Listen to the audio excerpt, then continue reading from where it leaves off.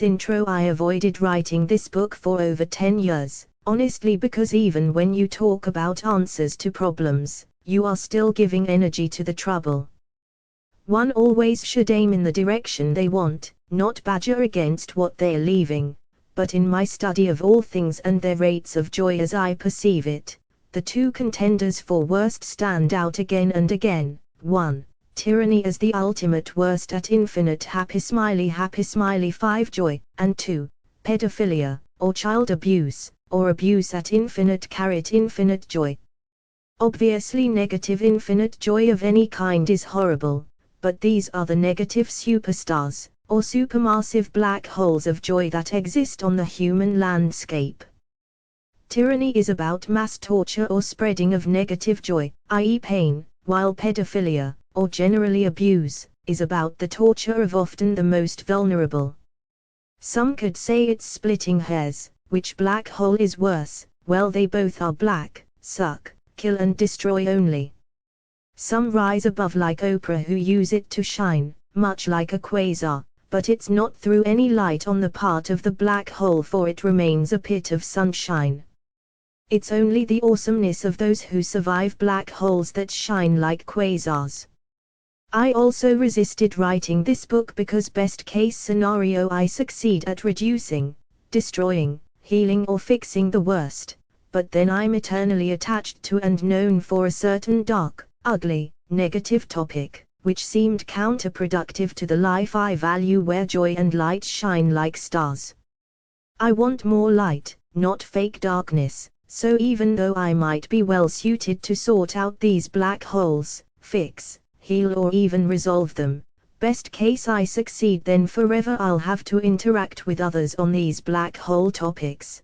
But where I'm at now, I see their prevalence far-reaching enough that I don't feel like I'm a fringe weirdo tackling something that only exists to a select few, but I see it as an infection afflicting nearly basically all of humanity, either in direct cases or through infinite ripples suffering through the millennia, cascading into our present and future.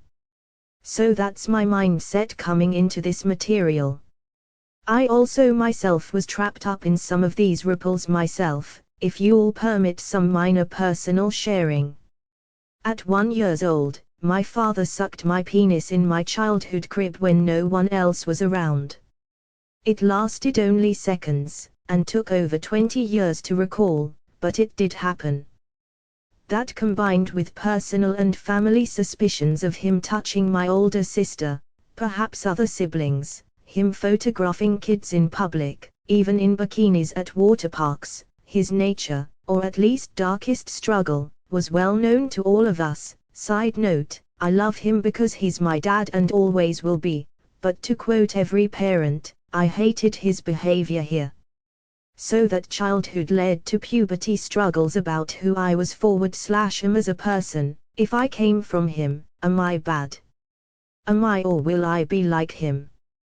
This struggle made me scared of my true nature, and because I couldn't answer definitively, and feared I may be just like him, I turned to the dark, survival, allure of tyrannical thinking, where questioning my own worth and goodness, I couldn't guarantee my own behavior, or nature, thus to stay safe had to abuse and tyrannize others so they'd never see my fear, uncertainty, or weakness. The difficulty in this, which you might say, just reject his evil and any bad influences, but the added difficulty was he was / is a multimillionaire, with the ability to give me, on the surface, a good life as long as I fell in line, did what he said, and loved him. From 19 to 25 I sort of did this, unsure if I was good enough to succeed and live in the real world, so I bided my time. My mom kicked me out at 19 because I dropped out of college to start my own life coaching business and discover enlightenment and how to end suffering. My dad took me in and I stayed with him largely until 25, when I finally went out on my own as a homeless person. During that time I wasn't idle, quite the opposite, but was studying, researching self-help. Dad is such a good guy. Rich, successful, loves me, his only flaw is this sexual perversion. If I could fix or heal that, he'd love me, be grateful, and take care of me for life. I wouldn't have to work or engage the real world. I did work on his pedophilia for those years after that. He wasn't appreciative, he denied he had a problem, denied any / everything, for the stuff he couldn't deny because it was common knowledge. He said he was sorry that upsetted me, like photographing 6-year-olds in their bikinis to wank off to later was a stain on my character for being offended by. So, back to the story, all this upset to me, feeling unsafe, uncertain of my character or nature from having such a father. I wrote my first book, AOEGE, Autobiography of the Eternal God Emperor of Earth, whereby I did on the surface write some good things I do, like feed and house all, but more it was an outlet to pour tyrannical desires into which I never openly expressed, only that my goal / plans should somehow I ever achieve power in the real world, I would make every beautiful woman my sex slave. Kill or torture any attractive / powerful men simply for existing. Any outbursts would be severely punished, and humanity essentially would become meat puppets for my fear for survival sadism. I covered it with flowery words like a propaganda brochure, 300 pages of it, but the core of the idea was corrupted ultimate power where others lived, died, suffered or, rarely, pleased by my whims. I covered the shit sandwich with sprinkles, it still stunk. I put LED lights on it, but it was still a black hole I dived headfirst into. In the moment, I didn't see it as such, I saw it as me getting out of a black hole, which was my fear, powerlessness, lack of control, abuse, shame, hopelessness of every being worth something, being happy, feeling good or succeeding substantially at anything. That's how it looked. Remembering his abuse was the impetus to finally being motivated to create something I had been for years looking for, a fire under my ass to finally start succeeding and feeling like my whole life had been a lie. All his love was a cover-up for abuse. Perhaps my parents' divorce was about my, or others, pedophilic abuse. It clarified everything, but at the same time turned all my false happy childhood memories upside down as lies or cover-ups for dark evil molestation. Again I say, no matter how much I hated / hate him for his pedophilia, he gave me and my siblings life, fed, housed and privately educated us for over 18 years, took us on trips, got us whatever food we wanted, bought us video games, spent time with us. I love my dad, I hate that one part of his behavior. Minus that one thing, he would have been a perfect father, perfect life. So anyway, with this certainty of him being severely poisoned, despite my boundless love for him as my father, I finally had the answers I wanted, understand why I had always been confused by life, nothing ever seeming nailed down, certain, or clear. Like we were all doing behaviors but no connection to a why or talking about things we thought. By finding the answer I'd always wanted to know, I saved and healed me to an extent, yet in the fear / uncertainty of the old house of cards being turned upside down, letting go of the illusion of what my family and / or childhood had been, I turned to power obsession, and motivation to write 300 pages of AOEGE. After writing the book, Letting Dark Desires Run Wild and Free, I felt angrier, more solid in my self-protection. The impetus of the book, I felt like I had become a person of stone, physically stronger than others, able to unleash heat, fire in rage if threatened. I identified so much with the God Emperor character I created I legally changed my name to him. I felt I could never know if I was safe or a good person, or if my dad's poison had gotten into me. I was too scared to test it, go around any kids, even though ironically I had taught K1 Sunday school for 6 years without trouble or incident. For some reason that wasn't good enough proof, or that I had never hurt a child. I was so fearful I became almost immobilized in life. I couldn't test because I was scared of hurting kids. but avoiding kids made me feel like that was proof I was a bad person, or I had bad urges I was actively preventing.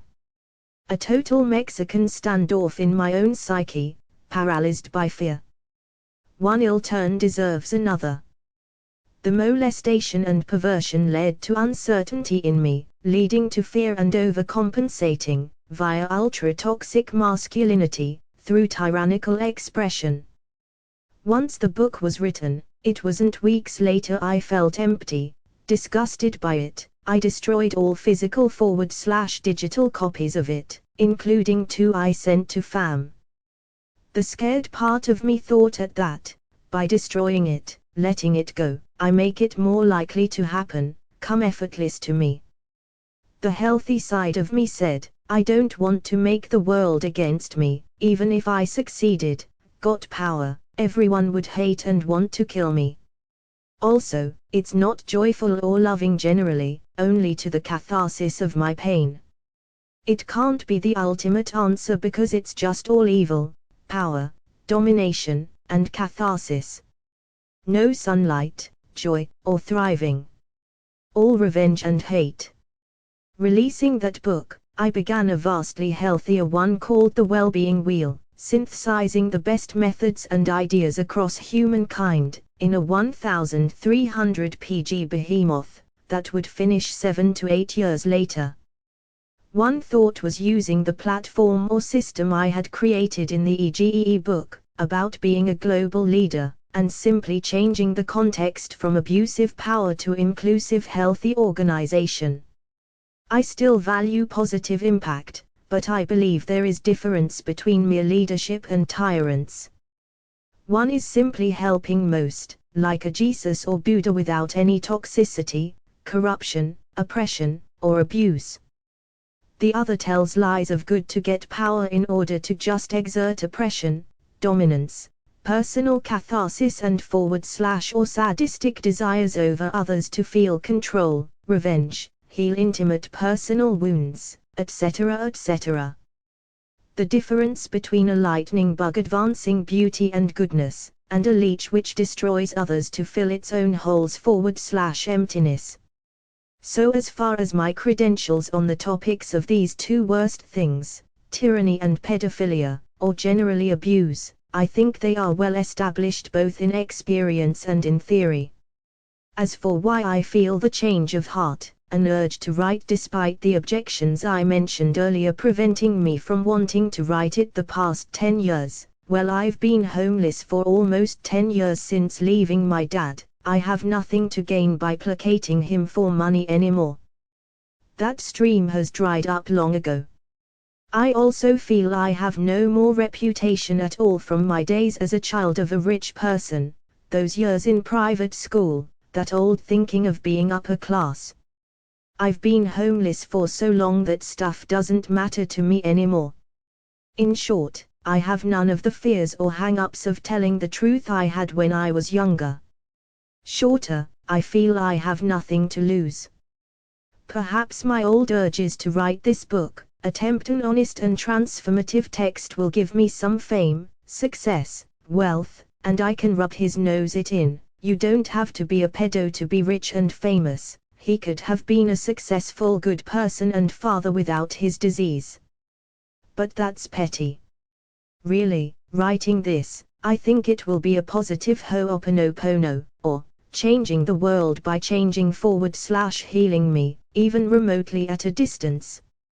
I never even let myself think these thoughts, so scared was I. I've never actually analyzed these thoughts to find out what I think because I thought that was falling into the black hole. Giving any attention or energy to them was counterproductive. Yet my whole adult life in a way I have been trying to avoid exploring my thoughts because of fear of what I might find. I gave my whole adulthood to them by avoiding them. Perhaps you and I will discover something new, because this territory I have never stepped on in the light of day. This book is as much a discovery for you and is for me. I don't really know how it's going to go, and I'm a little scared but more curious, and utterly exhausted pretending my whole life I haven't had this private struggle. acting like some imaginary person with no identity or substance. Good or bad, I want to know the truth. Who am I? Am I clean or am I dirty? I think in this book, we're both going to learn some awesome things, and perhaps gain clarity on our real selves and worth. 1. What abuse is on the surface, easy and obvious to understand. Someone with power, position, or advantage misuses it to harm others, often for sadistic personal reasons. That's the legal punitive view, valid and important to stop hemorrhaging, stop further harm. That's good enough in the moment, because it's bad/harmful, stopping the bad/harm is the goal.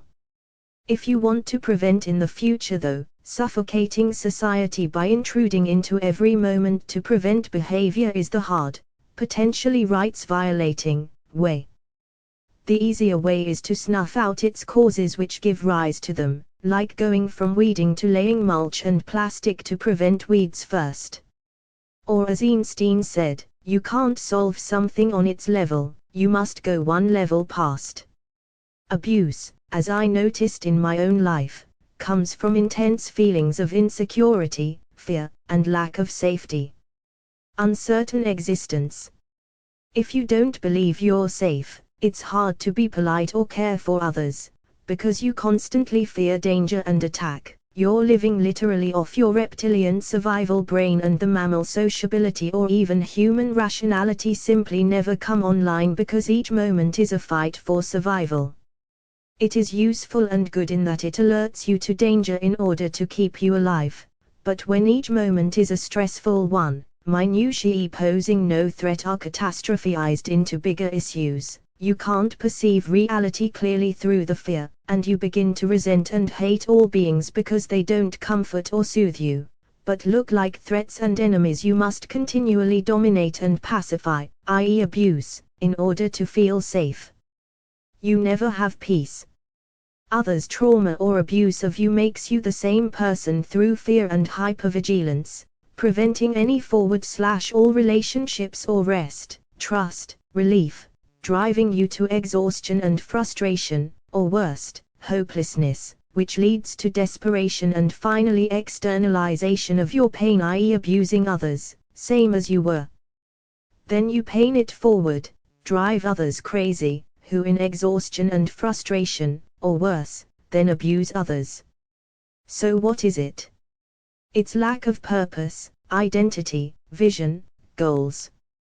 It's lack of self-belief, perceiving a hole in self and trying to punch, molest, insult or neglect it away with physical action or force when you know you won't get it, and forward/or don't deserve it.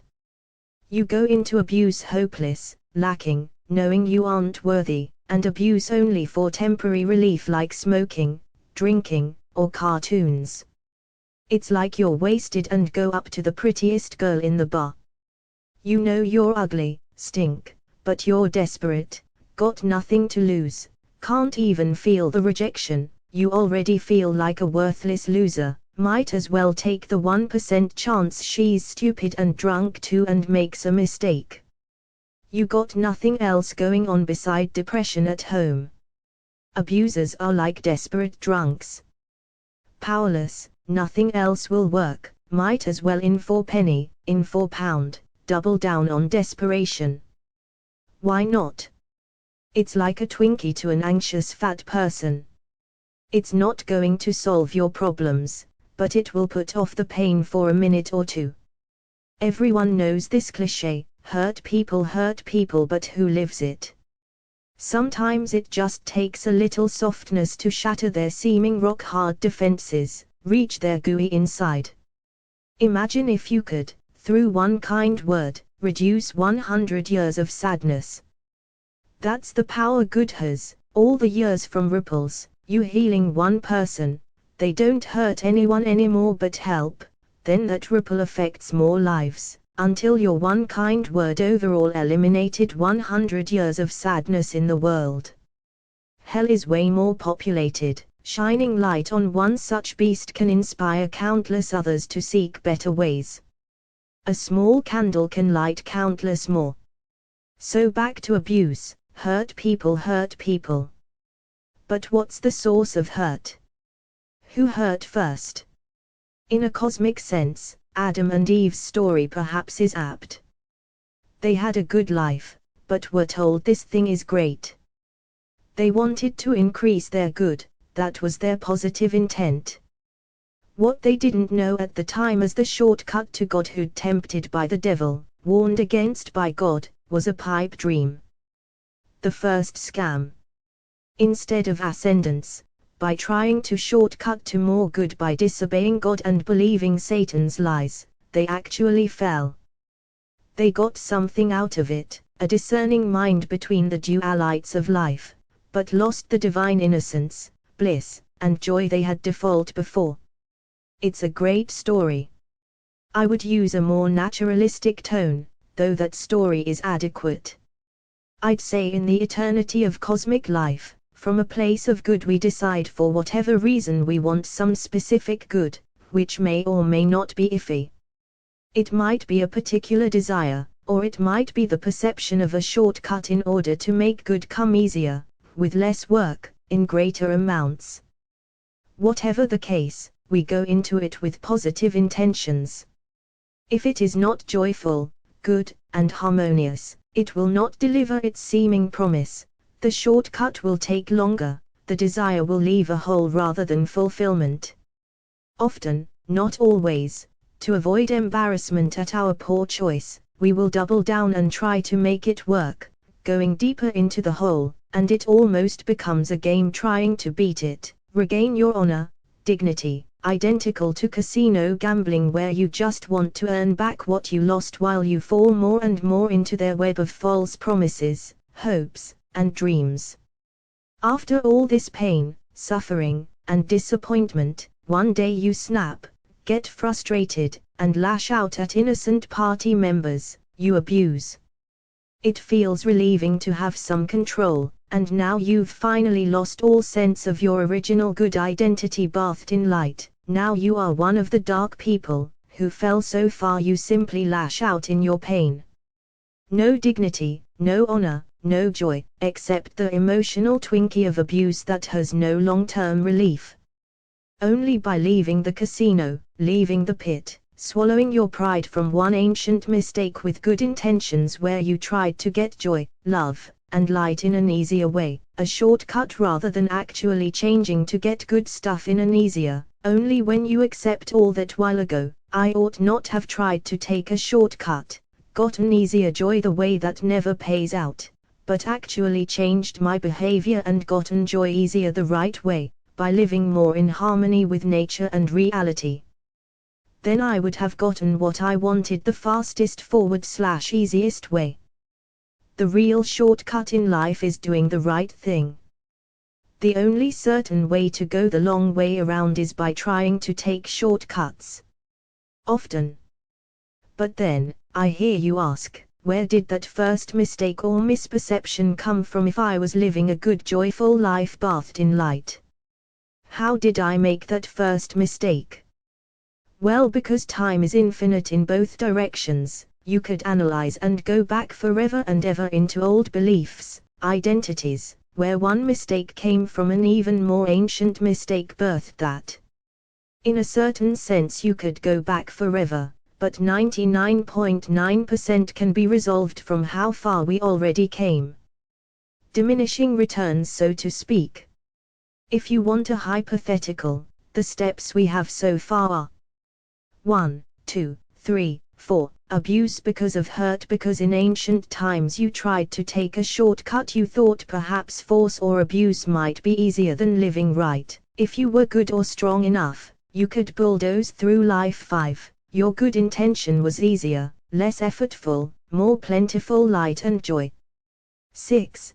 Before that, you always 100% of the time wanted to be bathed in joy and light, mostly for yourself, but also to eternally shine on /inspire others, so your environment would always be those, and it would always shine back on you, making it easier, in an infinitely self-reinforcing loop of joy and positivity. So you see, even peeling back more layers, it becomes almost blinding how joyful and good abuse begins as. Read that last one. Wow. That is divinely angelic.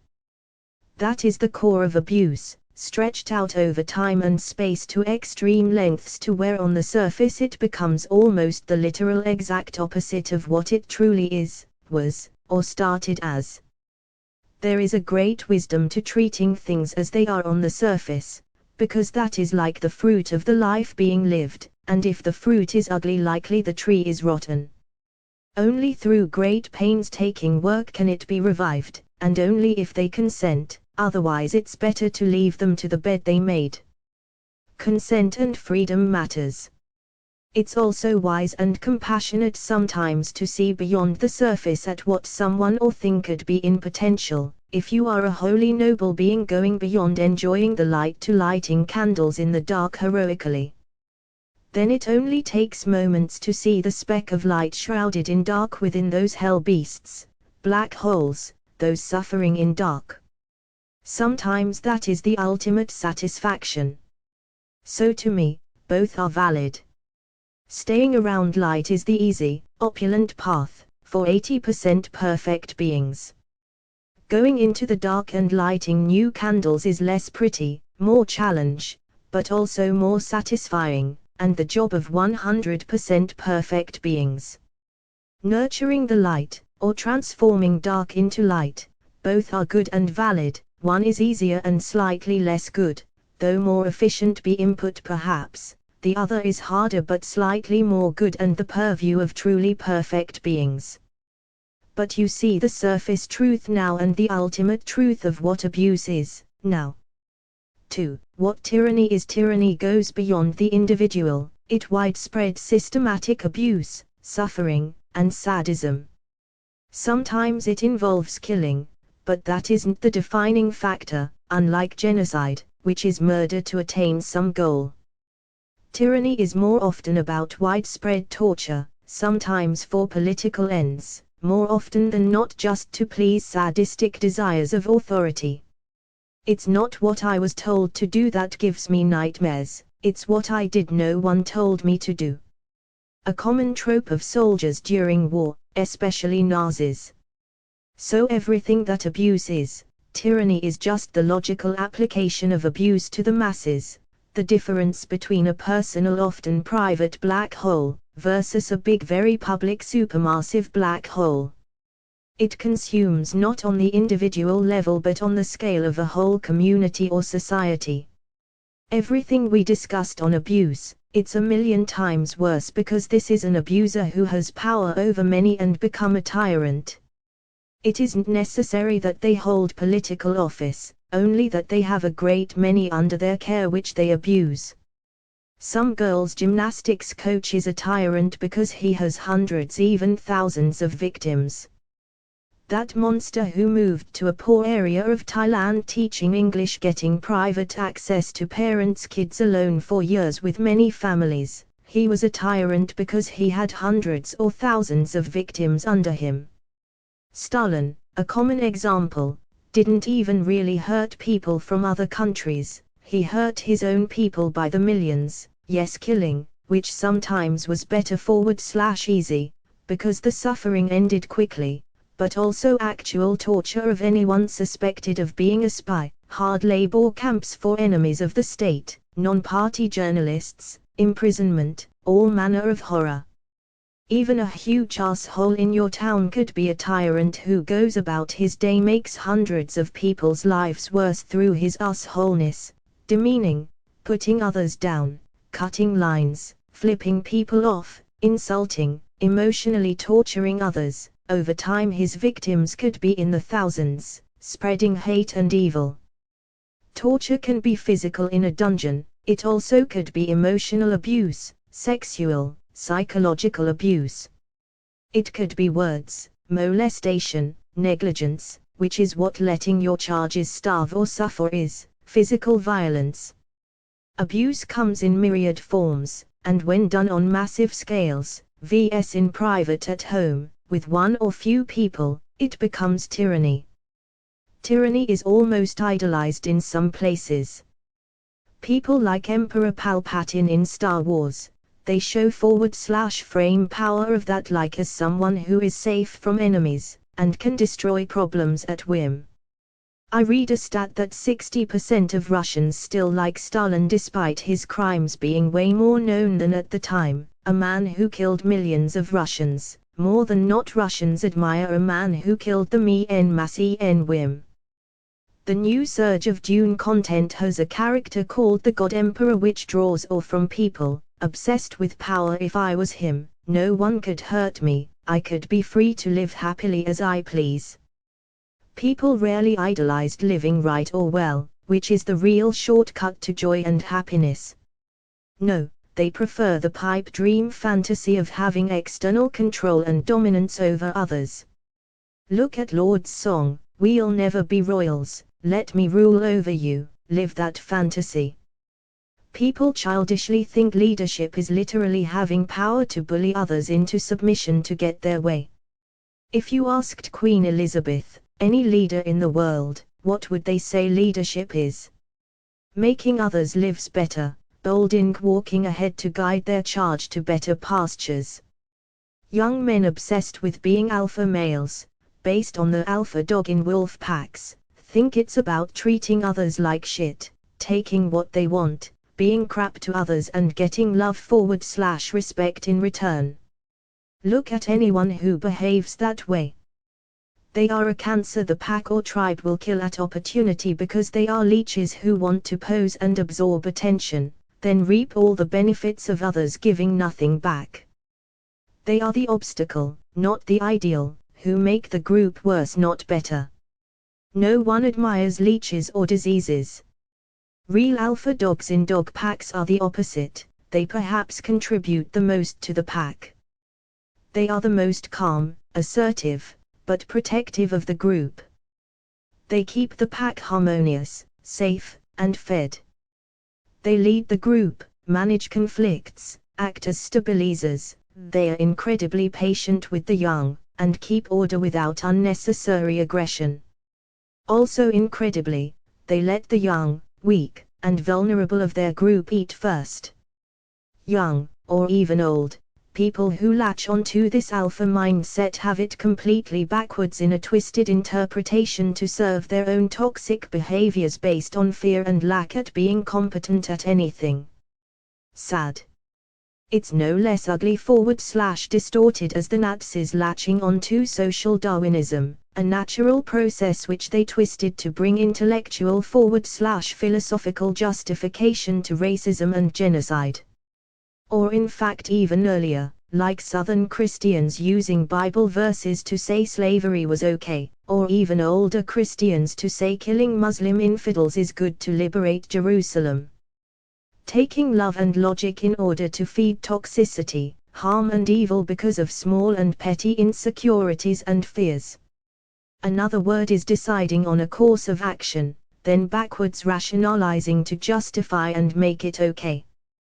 People do this all the time in their lives, same as countries and leaders do so they can do what they want, regardless of the means, so they don't have to change and /or live well or good in the light. Do you think Jesus or Buddha would ever say genocide was good if it advanced their message of love? Unlikely, though perhaps possible if some group was horribly wicked, which must be safeguarded against too. So some groups don't simply become complacent in evilness because others will love them always, regardless. Some, like Krishna in the war he participated in, had allegedly become such complacent in evil that there was no saving them. A Sodom and Gomorrah situation where you can actually morally throw the baby out with the handbasket. Some cases are lost cases, when they are too far gone, not worth the effort. What I call black holes, because they don't consent to light and freely choose darkness, they get what they want. The wages of sin are death, and the cost of darkness is getting no light, like matter in literal black holes, being crushed to nothingness and no light can save you. Tyranny has all the same layers, positive intent that abuse does, just one extra layer on top abuse too many. On the face it's ugly. Coping, overcompensating, and it's many layers down if you find one who actually wants to get out. Rare. At the bottom of that supermassive black hole there is the core microscopic kernel of light which they started off as with good intentions to be joyful and shine in light. Both perspectives are valid. Most will say I'm not saving a black hole. Which is fair and reasonable because it is difficult and hard. But perfect beings are able to save those who wish to change and stop being stains in the cosmos of light, who wish to shine once more. Knowing at the bottom of the black hole is good intention and something like light that has been crushed like a Coke can into nothingness, which can, through effort and time, be uncrushed and brought to shine once again. Though to be fair again, most will say not worth it, which is fair because they did go far enough to not warrant second chances, though a perfect being could see the nuance of the ultimate reality, beyond surfaces, that through work, it's possible to save them. Dealer's choice. But that's what tyranny is. 3. Who those people are. It's not just other people, strangers, depraved individuals, holy weirdos, or corrupt politicians. It's you, me and others we know if we don't take care, stay present, pay attention to our actions and environments. If you let your emotions run and get away from you, then you are just as prone and likely to become abusive out of reptilian instinct to become physical or spiteful in word. It amazes me that people think only famous people can be bad, but stuff they do isn't identical, like saying politicians screw the people and help only their friends, but then at work promote people they like or give privilege in their personal life to people who treat them better rather than uniformly equal to all their friend group. They see the splinter in others' eyes but not the log in their own. They say that leaders are shifty and untrustworthy, but then sneak food into movie theaters when it's against the rules to do so. Corruption doesn't just happen in DC, it happens every day in your and my lives. Every time you take a shortcut, bend the rules, sneak something, do something you aren't allowed to do based on rules you openly agreed to follow, you are being just as corrupt on a smaller, lower stakes scale but identical to those people in the limelight or on TV whom you criticize. And I've rarely in my whole life ever seen someone who behaves identical in private as they do in public or how they say they behave. 99% of people are just as selfish and disintegrous as the next one, taking opportunities in the moment to benefit themselves regardless of rules or morals. Not all, but often. Those leaders on TV are the same as the normal person on the street, just at a bigger scale.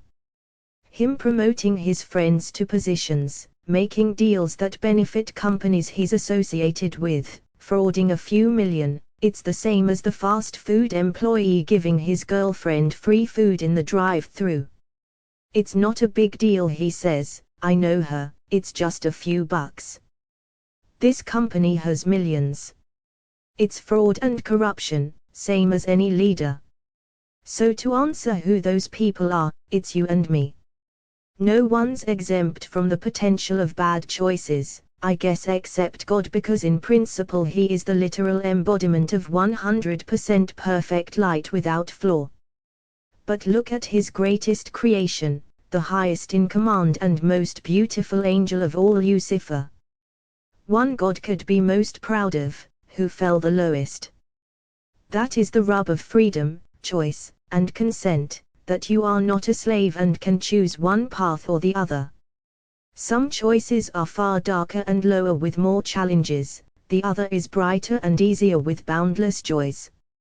In a free reality like the one we find ourselves in, where individual autonomy exists, even one so great as the second in command of all heaven can make horrible decisions. Even Jesus was able to make wrong choices, like Buddha, but they both saw the folly and consequences of them, found them rightly unattractive, and made better ones day after day, shining and loving instead of abusing and tyrannizing.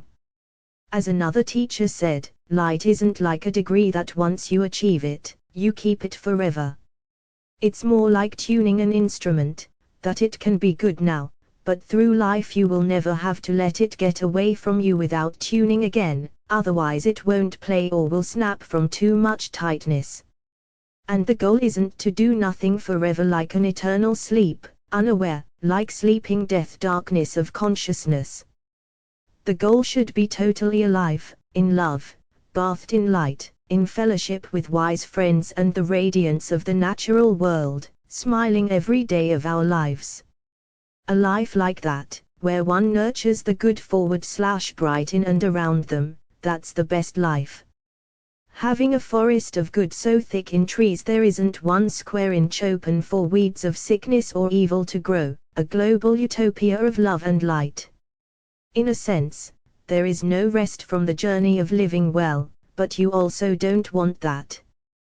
To rest means recovering from something bad and exhausting.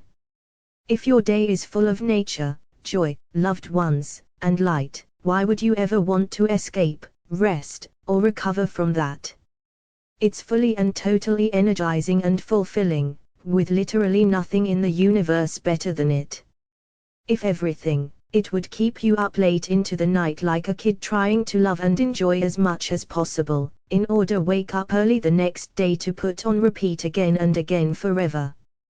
Kids are good teachers in this, that they love staying up late and getting up early to do what they love, whereas many adults try to avoid everything, do nothing as much as possible, and sleep as much as they can because of the daily trauma of existing.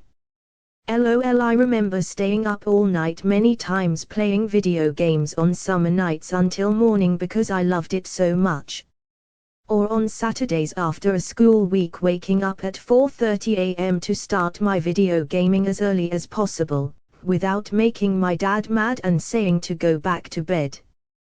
What adult do you know that stays up all night doing stuff, and wakes up before sunrise to get an early jump on something they love on the weekends?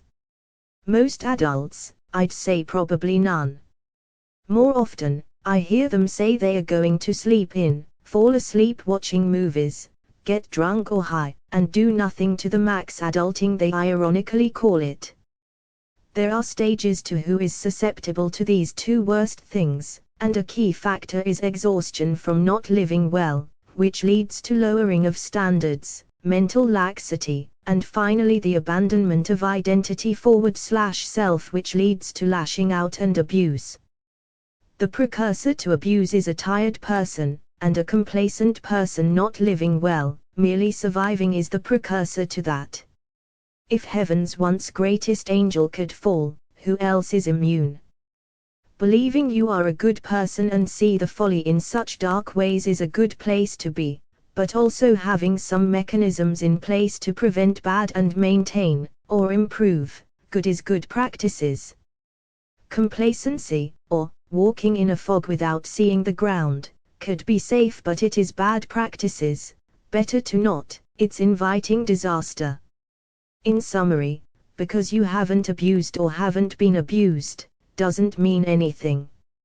Lucky you, and I hope things continue well for you, but unless you live perfectly day to day, moment to moment, and never get tired, I'm afraid you are susceptible to being its victim or perpetrator. It's a short distance from exhaustion, to running out of patience, to flying off the handle, or someone doing the same to you. Only living a good life reduces those odds, plants a forest of good, so that weeds of sadness, tyranny, and or abuse never get ever an iota of a foothold. The only cure to them is a life well lived. Only you can prevent forest fires. 4. Escaping the cycle. So the question is, if you find yourself being abused or are an abusive person, perhaps against your better judgment but can't help yourself, how do you get out of that pit? How does a tyrant, or an abuser, stop? If you are a victim, it's the easiest thing to do. Decide you are worth better and leave /get out. Face the discomfort of unfamiliar places because uncertain good is better than certain bad. Easy. Then you must make sure you don't create the same situation in the new place, but get a fresh start. If you find yourself in a pit of your own bad nature, the process is a bit more work because you can't take a vacation from yourself, because you'll be there too. The trick here is to rate how much joy you get when you are abusing or tyrannizing. Rate it out of 10 joy or light. Likely, you're going to discover it is a flat 0, because it doesn't shine, despite any momentary catharsis you receive, and it isn't joyful making others suffer and cry. You have energy you have been complacent about, perhaps energy God gave you in order to do good in the world, and you've been sitting on your hands, so it builds and you explode. No coping strategy will help until you change your life and do something else, aligned to joy and light. Then ask, what is a 10/10 joy or light? It's probably something to do with nature, or helping/loving others, shining in some joyful positive way that makes things better, nicer. Those are the extremes, taking out your lazy bored complacency out of others destructively, out of minor fear or discomfort of unfamiliar new places, or taking an uncomfortable step into a haven of heaven where all your light and joy shines. Knowing this, now you have certain proof of next steps, without confusion, and as Nike said, just do it. Even the most hurt people, like Anne Frank, oppressed by Nazis, or Jesus, oppressed by Roman ignorance, who suffered much worse than you ever could or did, would even them rate their abuse or tyranny, justifiably so against their offenders, as a 10/10 joy or light? Almost certainly no. They would say those people were ignorant lost children with deadly weapons, lost in darkness of reality, and even revenge against them would be a 0/10, and they deserved compassion, forgiveness, and understanding, i.e. love, would be 10/10. So if even they, who went through much worse than you, say abuse and tyranny would still not be appropriate, or adequate to create light/joy, then you likely will have no cause to rate such harm as anything over a 0. Abuse and tyranny, especially of kids, i.e. pedophilia, are always harmful and bad, never justified even if done against you, because instead of making the world better, you are spreading death and destruction, causing further ripples, albeit once the harm has been stopped outright, when you could be causing ripples of forgiveness, compassion, and light. If you notice while rating things, often being a victim and a perpetrator feel equally as bad. One gets a crime done to them, horrible, but the other gets lifelong guilt, no self-esteem, can never be happy or love themselves, knowing they made someone else's life worse and are a net negative in the world rather than a positive. As one teacher said, victims and offenders live on the same islands together. Thieves get stolen from. Rapists get raped. Abusers get abused. Scammers get scammed. Killers get killed. It takes two to tango. Live by the sword, die by the sword. What goes around comes around. Equal opposite reaction. There's no escaping what you reap when you sow. You can't plant oranges and hope to get bananas. The only way is to leave behind the island you find yourself on, leave the pit, black hole. Decide what is your 10/10, and go live there. It's the only way. Changing others, passing laws, turning a desert into a rainforest isn't the way. Go where it already is good, and just accept it. Reality is always going to win. Don't fight the river upstream, go downstream with it. Move from the desert to the rainforest, path of least resistance, is easier than making the Sahara green. Don't fight life, ally with it. It's the only way. 5. Why it doesn't touch some just because most live in hell, and it's way more populated there. Don't confuse that, for none are immune from pain. That means there is a percentage, albeit small, that is not touched by abuse or tyranny, but live in perpetual bliss. I don't mean regarding money, because often that's the cheap materialistic appearance of a life well lived, but then you find out it's all popsicle sticks and they actually are tyrants to their employees, wring them out like rags of water, cut corners, fraud, commit crimes. Money is not the same as success, and often it's not even about money but having enough of a fake it to say you deserve love from others, which they never got as kids or felt they deserved as adults, so they would work and earn it through effort and stuff, which was a pipe dream they too fell for, which never did in the history of the world actually fulfill someone. Sometimes the rich are the biggest suckers of all, working the hardest and getting no real returns other than cheap plastic garbage in return, full of empty hearts. So money has nothing to do with it. Most often it's bait to desirous /ambitious people in order to extract love from poorer people, but greed for your money never becomes love for the person. Does someone who goes to a casino trying to take its money love the casino? Even if they win once $1 million, do they stay to show love to the casino or immediately run away with the winnings? Exactly. Thanks for the money, sucker. No love lost. Maybe in the future after burning this I'll come back and try for some more. When poor people try to get rich to get love, essentially it's like trying to own a casino in order to make people love you. It's never happened once. So money has nothing to do with it. What makes people immune to abuse or tyranny? Love. We mentioned this earlier. Being a good person, when you're not famous, with nothing to gain, simply in private or out and about, being kind, respecting and loving others, is the only insurance policy against abuse and tyranny. Respecting the life and light in others, as sentient beings and or humans, inspires others to meet you at the level you do. No one ever wants to be shown up, or out-moraled. People will always match you via kind of a social debt. No one will ever admit they are less moral than someone, which is kind of a positive use of jealousy, envy or insecurity, using them for an upward spiral of love and positivity. Those who shine the most, not in appearance through manipulation or image sculpting but in reality, are surrounded by people who love and adore them, which is the greatest buffer against darkness, hundreds or thousands of candles surrounding a great flame. Compared to those living in dark woods trying to simply avoid being caught by bad or danger. Those who continually shine continually light other candles which can then themselves become bonfires too, so that in totality it becomes impossible for any danger to enter because the flame of light burns powerfully and casts a glowing aura preventing any lurkers from even getting close.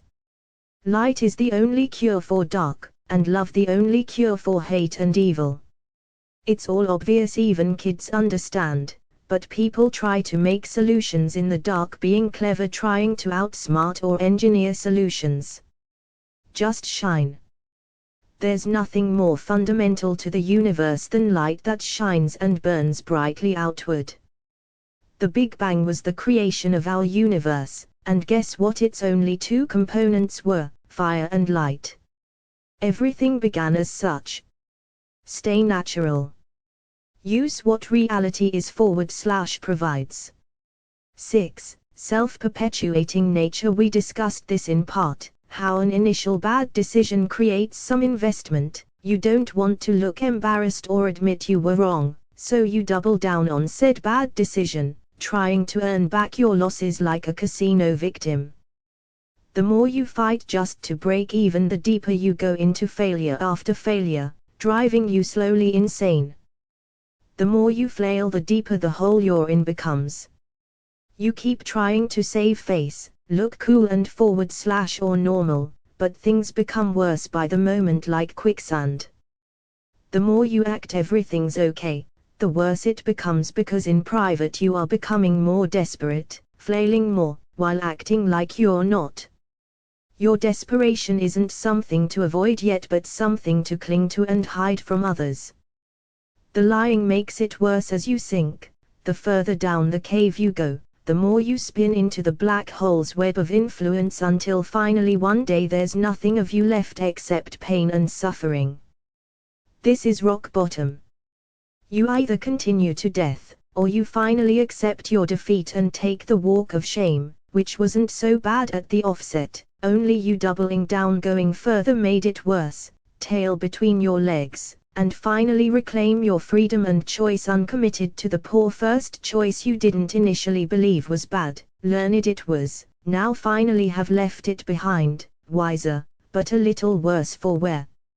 Hopefully humility is a skill you gained and not a mark of shame or defeat to hide and pretend never happened, because then it will happen again. Or like the situation with P. Diddy or Epstein's victims, how they would get you do something innocuous, maybe do some light drugs, then say make out with this girl, then say she's underage, you're already screwed and it's on camera, might as well go further, and if you don't I'll release footage, and then the blackmail is complete, and you become a lifelong slave of these kinds of people, where everything they make you do from now on becomes additional blackmail to make you do something worse. And it becomes impossible to say no, one ill turn deserves another, and whole organizations become formed from blackmailed victims who cannot escape because of other things they were tricked or forced to do, and the more you stay with them the more enslaved you become because the blackmail becomes a black mountain. Literally like a black hole that once it reaches a threshold, it can no longer shine or emit light, its initial light has become crushed like a can of Coke unto itself, and now can only crush other light sources inside its gravity of darkness and immense weight.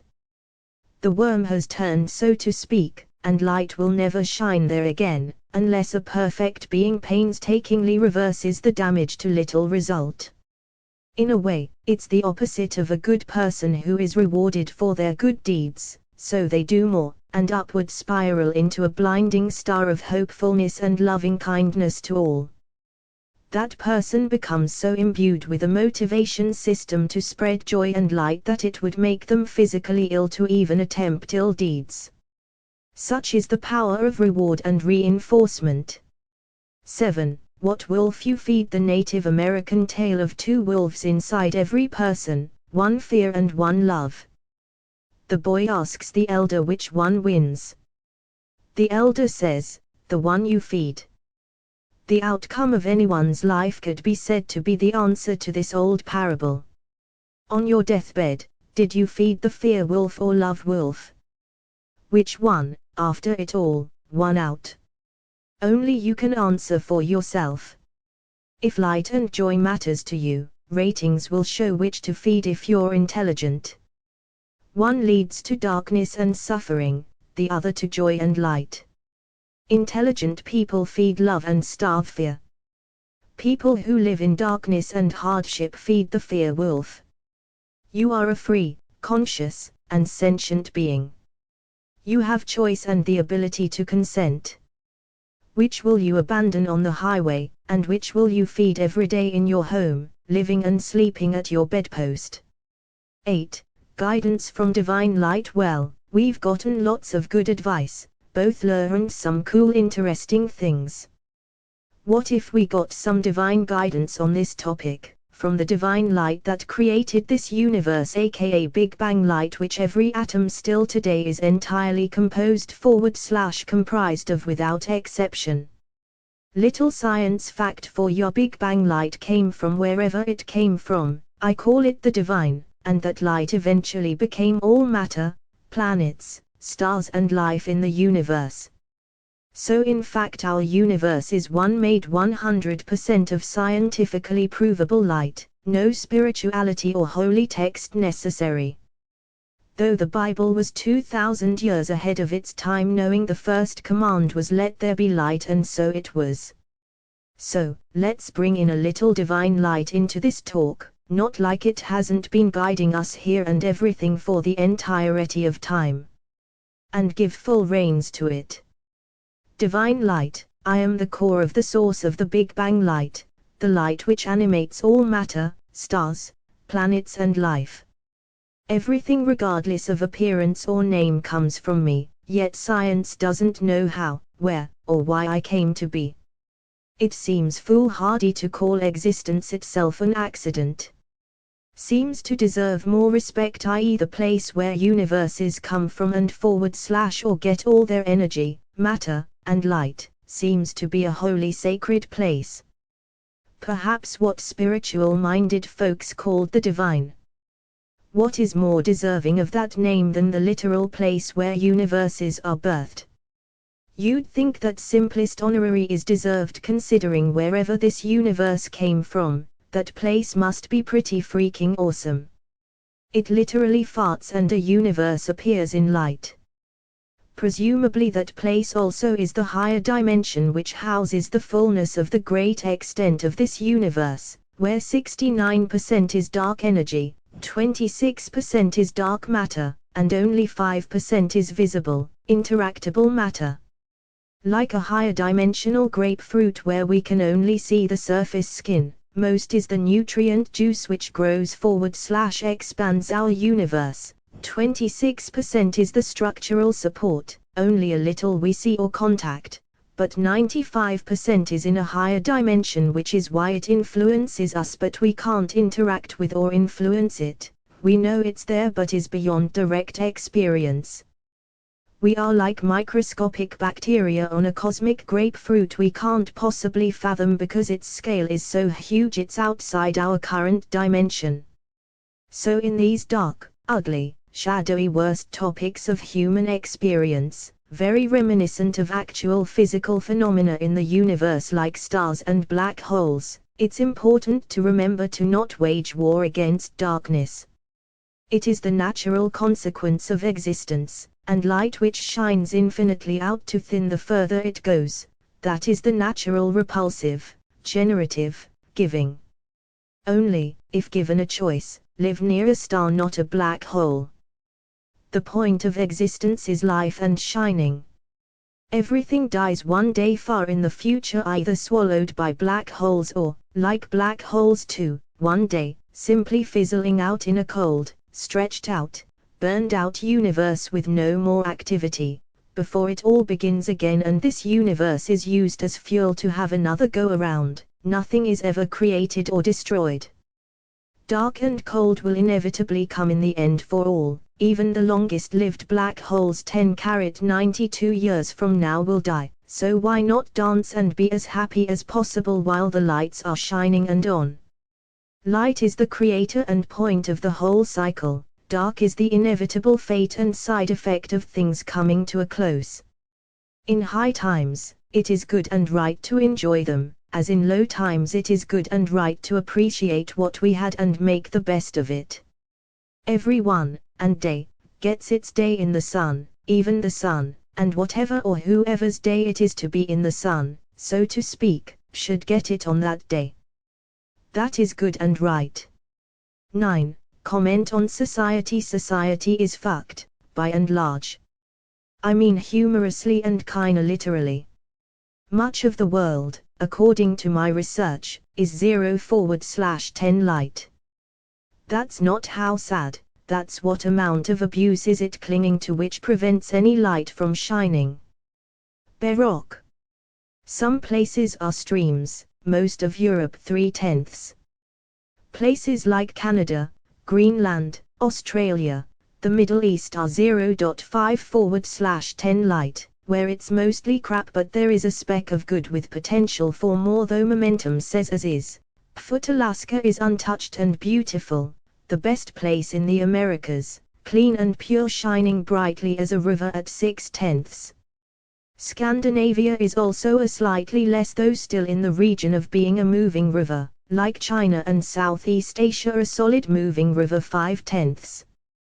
The obvious shining star in the world, according to divine light's guidance to me, is Russia at an overall 8/10 sea of light, with the Ural region being a perfect 10/10 light ocean. This was entirely guided by the highest rated thing I discovered, being Big Bang, or divine light, which is the essence of all reality as we know it, hence its supreme position in my life. Having discovered the importance of light to me, I used it to understand the world, making subjective into objective. So how I interpret this final product of global societies and their amount of light is that the East is the most in touch with nature and reality of any place overall, Russia the most forward/best, perhaps because of its largest mass of untouched, pristine landscape. The Americas traded in their naturalness for stuff and objects and thus have become completely invisible to the realities of divine and Big Bang light in a narcissistic ego loop of overcompensating for abuse with extreme effort and productivity that leads to no shining of light. North and South equally. Africa completely lost its identity to being a victim of white people's greed and materialism, almost even envying the crappy stuff the West has made and not loving what originally made them kings and queens of the earth, the cradle of humanity and civilization as beacons of natural radiant light, and parents of all. Europe still seems to be in small part connected to its natural past, not fully consumed by materialistic stuffs, though 2.5 is existent, not strong. The Middle East has little connection to its own light, likely foolishly competing with West for materialistic crap. The East is best because it values yin-yang, balance, harmony and naturalness. It loves reality and is ashamed of the foolish values of the West who socially compete for plastic garbage over the infinite value of living. Russia, strangely enough because I used to always see them as a threat to my home country America, now I see as the brightest beacon and leader in the world as not only overall supreme at 8/10 a sea of light, equal to the one city in Germany, Munich, but also in the Ural region, light told me so, I have no logical explanation for why, is the greatest place in the world at 10/10 a literal ocean of light. The only one in the whole world. So my plan the next year is to move to that ocean of life in Yekaterinburg and bask in what, is the most divine place in the world. Despite only just starting to learn Russian and having never lived in another country. A mix of unfamiliarity with the absolute certainty the best possible life I can live is there, in the shadow of the Ural Mountains. Rather than the hard path of turning rock into utopic ocean, I am taking the path of light, and aligning with the God beings who must live there, to nurture and love light so much, perhaps the rocks will become oceans, but I don't care because I will be swimming in divine light. It's up to others to decide /consent to joy and light, I won't be a tyrant even for light, it can only be chosen freely. Summarizing thoughts overall, good always wins. Every in a universe where all lights will diminish and darkness will cover it all, the cold spaced-out energy will once again be used as fuel for another universe. No energy is ever created or destroyed, only transformed, so light will rise again in a glorious explosion of divinity to start up all over again in a new and original way. Black holes even are made light themselves that simply got squashed and crushed under their own weight because they stopped shining, but still are only light crushed down into itself like a Coke can, if you are brave enough to go in and look. Abuse and its much worse variant tyranny are both horrible on the surface and ought to be stopped and punished when encountered. However, like black holes, a cursory inspection will reveal that they aren't evil down to their core, in fact they can only literally be evil on the surface or in behavior, because all evil even 1 or 2 levels deep reveals it had positive intention but failed to achieve its results, like stars that run out of fuel to burn and shine still are hugely immense, and so without the repulsive fusion energy of nuclear reactions all that matter no longer radiates and stagnates, which causes gravity to win the tug of war, and finally like a Coke can collapse unto itself and become a tiny black hole, often 1 million times spatially smaller than it was as a star, that will never shine itself again, only live long under its own weight, then fizzle out one day and die. Even these two worst things, if looked at objectively without hate or judgment, or logs in one's eyes, without condoning or encouraging in the slightest, can be seen to be well-intentioned with poor results, coming from a joyful and bright center, one we all actually could admire, and with compassion and patience, if they were willing, could one day be nurtured to health like sick, weak, and twisted tree, to become healthy one day if anyone was so inclined. An equal and valid option is also just to say not worth it, too much work to save a dark being, outcast, imprison or destroy them.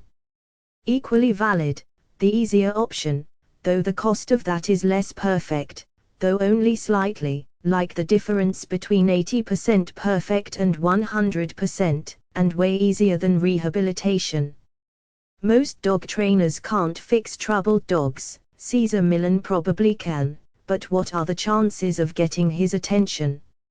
So in conclusion, overall, keep doing what you're doing. You are a free conscious being creating what you want. So am I, and we'll never interact unless we both allow it to happen. You get exactly what you want and so do I. You can choose the easy path in the sun, or the hard path in the dark. Both are free consenting choices. Only light exists, dark is just the absence of light, like a loser no one picked to invite to a party. All the joy, good and riches are in the light, and you want to be in life's party.